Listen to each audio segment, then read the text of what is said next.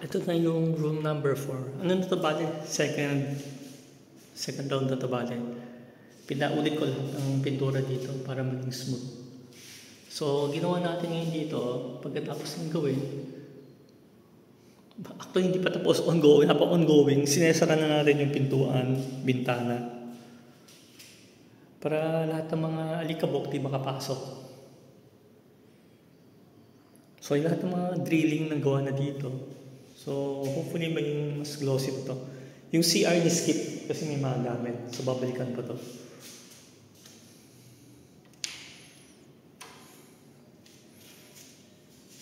Amoy nga na konti, hindi lumalabas yung amoy niyo.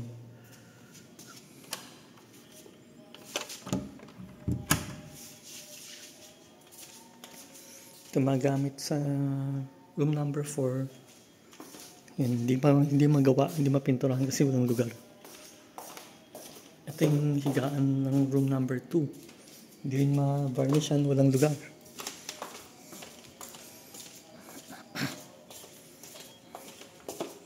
Ito yung unang room.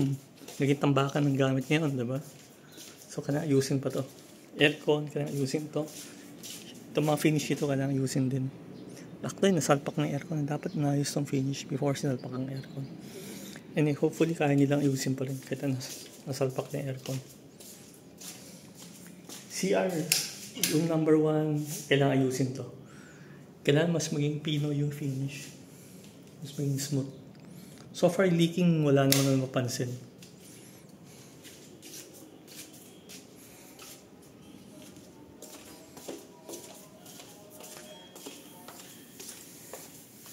Yung finish dito sa hallway, may iba ko napansin, glossy naman.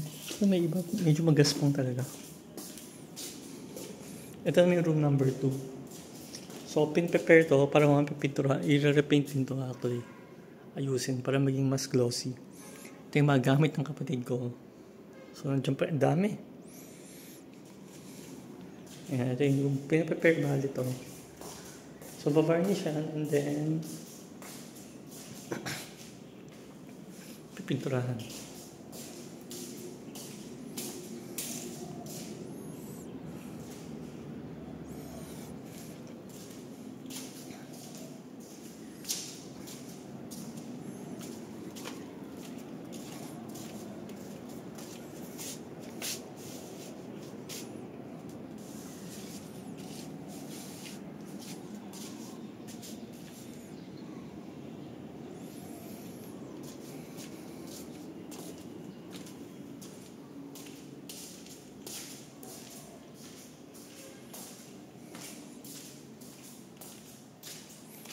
So, plano within today, sisimulan na yung pag-repaint dito. Para maging glossy na rin. Buo bali to, hindi lang partial, buo. Ito naman yung third room or masters. So, ayan, tambakan na rin ang gamit. Kailangan lang iba akit sa attic to. So, yung mga kailangan i-replace, palitan na nila yung tiles dito. Ito kailangan ikabit yung nabiling P-trap. Para magamit na itong lavatory. So, 2 heater dito. Isa dito. Isa dito. Ito para sa bathtub. Ito para sa shower. Yung sa shower, kailangan palitan to. Itong tiles at some point. Hindi lang muna ngayon kasi wala na magamit na CR. Sabay-sabay ginagawa. Ito pala pagdanan ng bathtub, mukhang kailangan paayos. Madulas.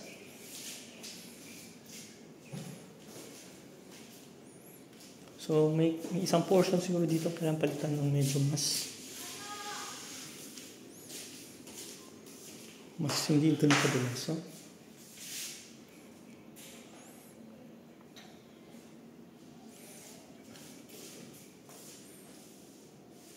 delikado sa taong gagamit. No? Tumataas ang dulas, no?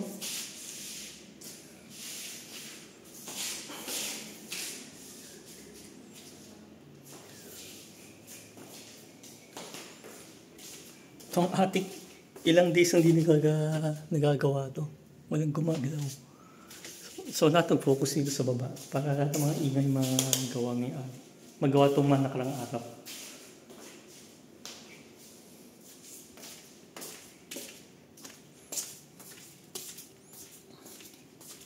Itong parquet floor, kailangan ayusin natin. Madaming mga nakaangat na.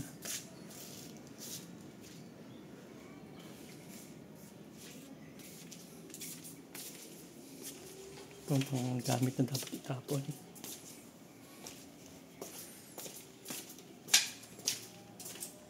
Itong kwarto, hindi pa nagagawa yun ng isa.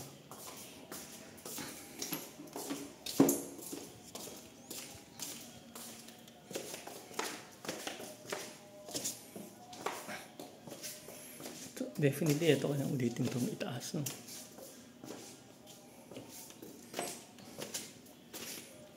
Kaya nangyari ngayon yung mga painting nangyari overall.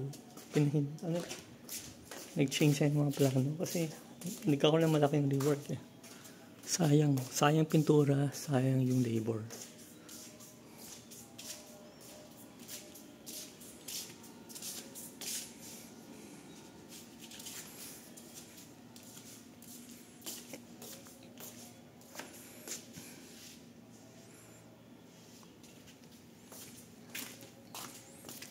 Ito, after ng pangalawang room, ito yung gagawin ulit ng nagpintura. I-repaint nila itong kwartong ito.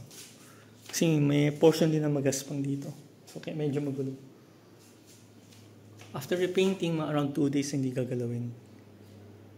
Tapos, matutuyo na yan.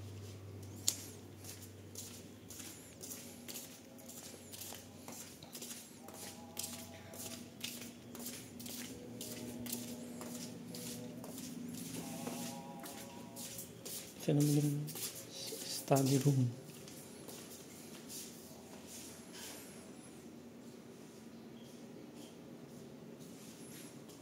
Kailangan repaint din to para maging mas glossy. So, hindi kitang dumi.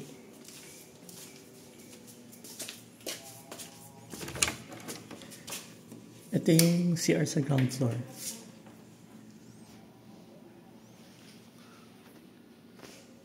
Pinaayos natin lahat kasama yung sa hibig to, flooring.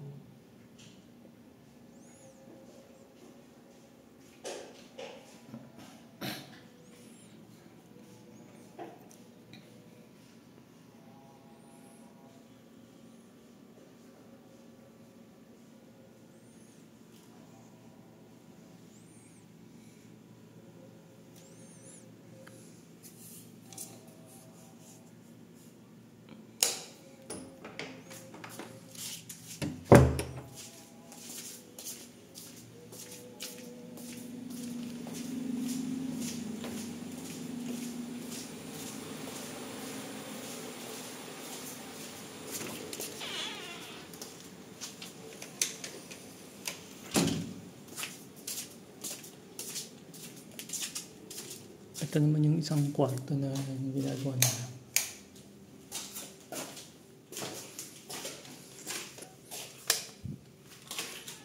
So, isa kasama ito ng kwarto. So, pinapalitan natin ito. Pinatanggal yung ceiling, kisame, both CR at saka yung labas. Tapos ito, nire-align yung piping dito. Palit yung flooring. Tapos sabi natin, taas. Tingnan natin kung kakasya yung taas.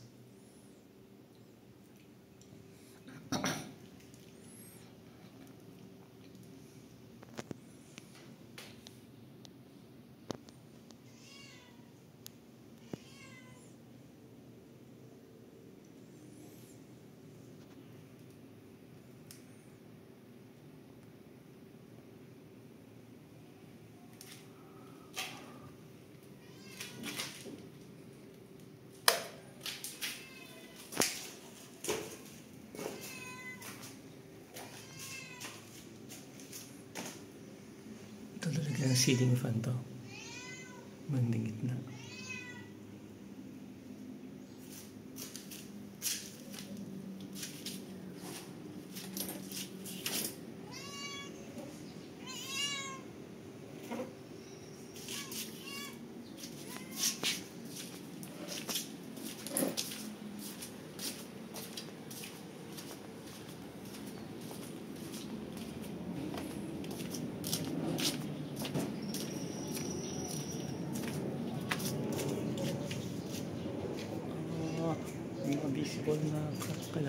ano pa yan, ayos. Ang sa exterior. Ito, pending tong aircon ko. Butasan.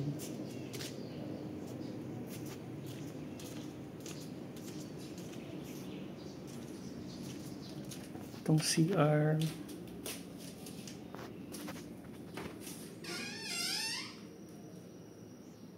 Nagawa pa to. CR ng driver, hindi pa tapos.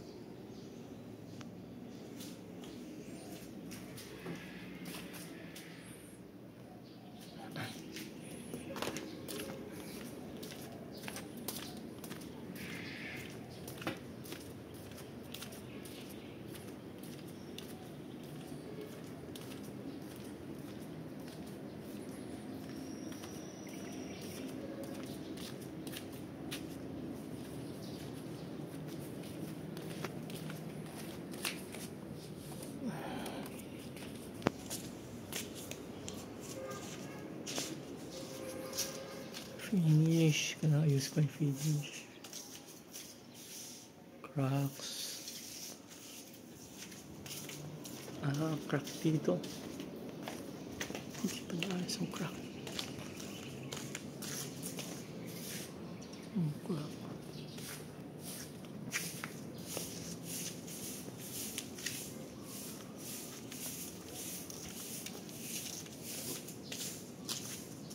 Finish.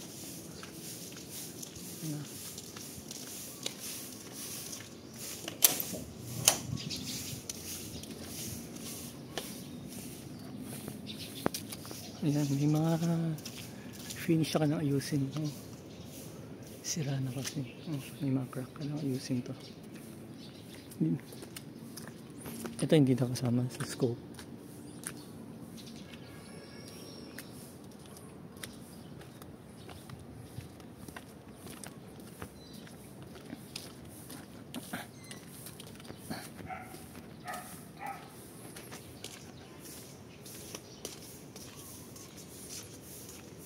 Mga cracks lang ayusin. Pag masira ito yan.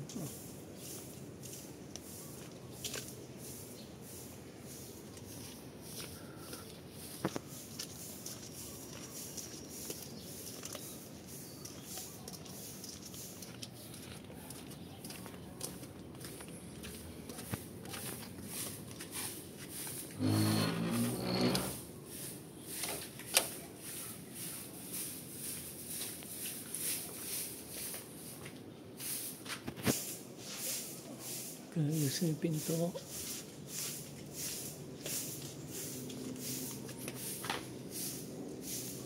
Makita yung iba rito may kakon.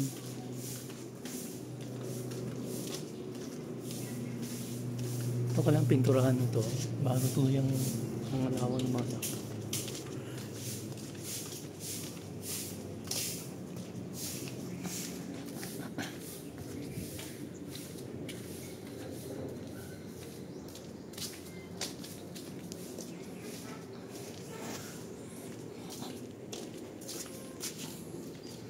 Ito pala yung counter ng gumawa si Manong ng counter body para sa tindahan. Ito yung door at saka cabinet.